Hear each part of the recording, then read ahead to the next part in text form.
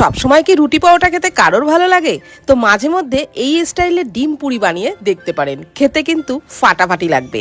তো ডিম পুরি বানানোর জন্য একটা বোলের মধ্যে নিয়ে নিলাম 1 কাপ ময়দা, পরিমাণ মতো লবণ আর সাদা তেল দিয়ে ভালো করে মিশিয়ে অল্প অল্প নর্মাল জল দিয়েই ডোটাকে সফট করে মেখে ঢাকা দিয়ে 10 মিনিটের জন্য রেস্টে রাখবো। ওখানে পুরির জন্য পুরটা রেডি করে নেব।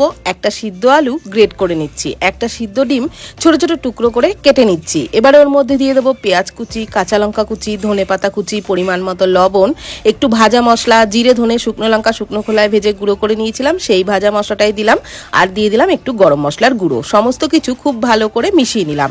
এদিকে ওই ডোয়ের থেকে ছোট ছোট করে লেচি কেটে নিয়েছি। এক একটা লেচি একটু শুকনো ময়দা দিয়ে ছোট করে গোল পরোটা বেলে নিলাম।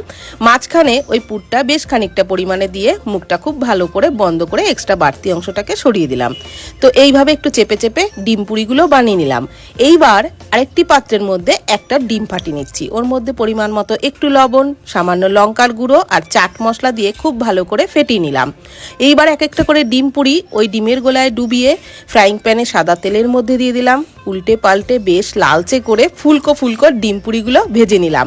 এইভাবে একটু চেপে চেপে ভাজলে কিন্তু প্রত্যেকটা পুরিই ফুলবে আর খেতেও দারুণ লাগবে। ব্রেকফাস্টে, ডিনারে ট্রাই করে দেখবেন, খেতে আপনাদেরও ভালো লাগবে।